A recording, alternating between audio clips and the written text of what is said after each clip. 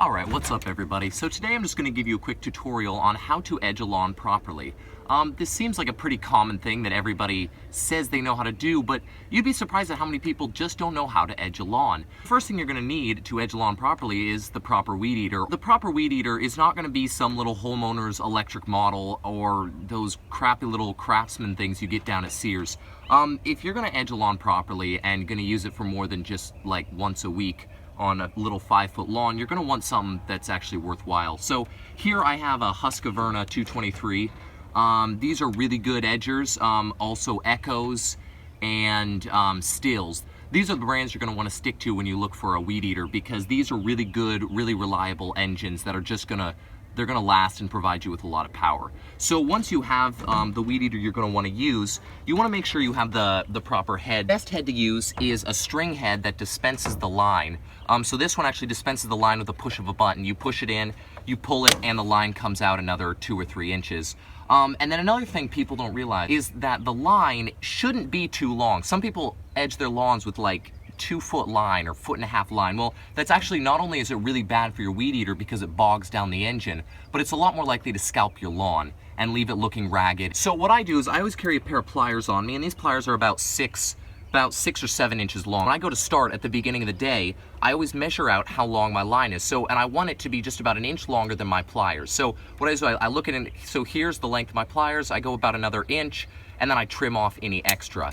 And then I do the same thing on the other side. Not only does this make sure that my line is the same length, because you want to make sure your line is the same length or your weed eater is going to vibrate and it's just not going to cut as well. But you also want to make sure that it's not too long. And by having some form of measurement, that's how you're going to do it in order to get a good uniform length on your line. And then once you have the lengths on each side the same, you're really good to go for the day, because unless you hit something like a pipe or something metal that cuts one line off really short, every time you section these out, you push the button and you pull another 3 inches out, they will stay the same length on each side, and they're going to stay just about the right length that you want. So once you have the weed eater set up and you have it good to go, another thing is I always take off the guard because it always gets in my way. I can't see what I'm cutting as well. So that's a personal preference. Some people say it's for safety, but I've never had a problem with it. If you just wear boots, you're good to go for the day. Okay, so another thing you're going to want is the proper line. Now, the proper line is really hard to determine because there are a lot of really good lines out there. But essentially, you're going to want pretty much the thicker line that you can find. So whenever I go down to the store, whether that's a specialty store like Echo or whether it's just like Home Depot, I always get the thickest line I can because that's the really good stuff. When you get this little thin line, I mean, it's okay. And if you can get in like a really big spool, you'll probably be fine. But you're going to run out of it really quick, and you're just going to be going through line and replacing it a lot more often than you really should have to.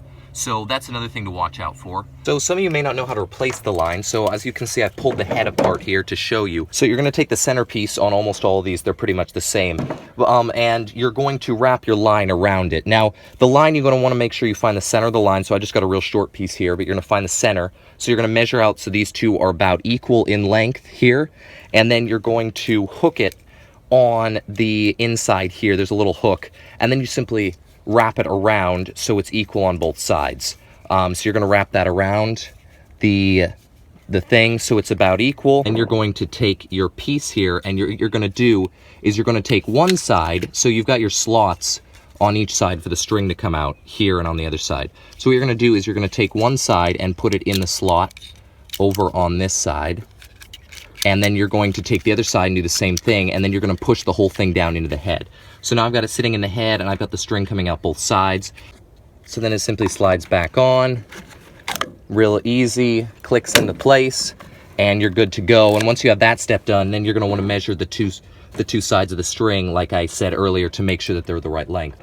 Now, some of you may be wondering the best way to start your weed eater. Most good weed eaters are pretty much the same. You've got your choke, which is this little blue lever here, so when I turn it down, my choke is on, and when I turn it up, the choke is off.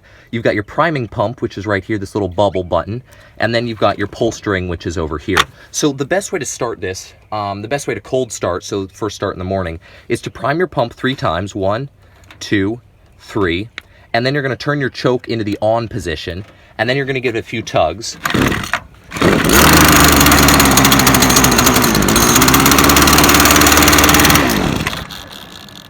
All right, so you saw it fired right up. So that's really good. That means your weed eater's in really good position. So you saw how the extra smokes came out. Now, what would happen if this hadn't fired right up is I would have pulled it twice with the choke on. So I would have had the choke on like this, pulled it twice. If it didn't start, I would have checked to make sure all the on-off switch, because these guys usually have a they usually have an on-off button right down here by the lever. So you make sure that that's always in the on position when you're trying to start it, obviously. But you'd be surprised how many people miss that.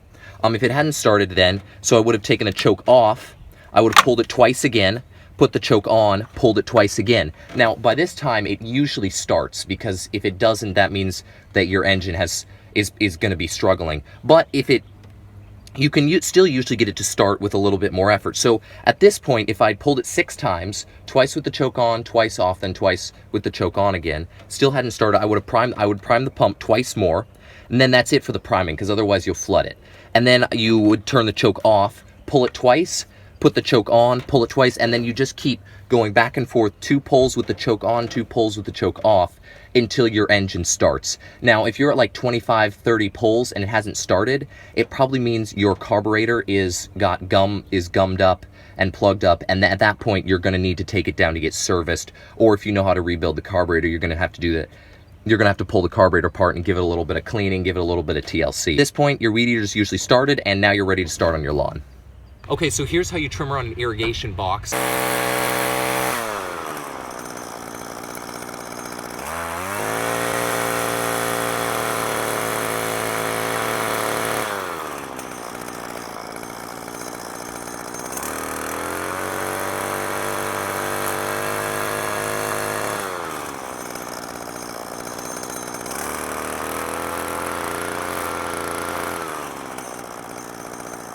We're gonna look at how to edge at an angle. We wanna edge at a little bit of an angle to cut the grass a little bit better and give it more of an angled look, and it's just frankly easier to do.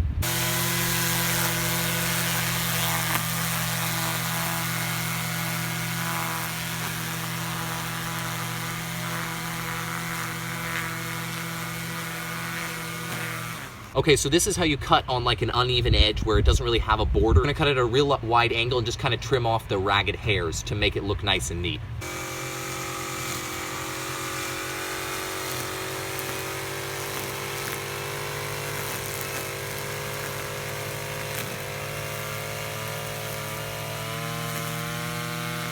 Okay, so this is how you cut around a tree. You can also use it to cut off the suckers on the tree. Pretty simple, you just kind of trim it down around the edge.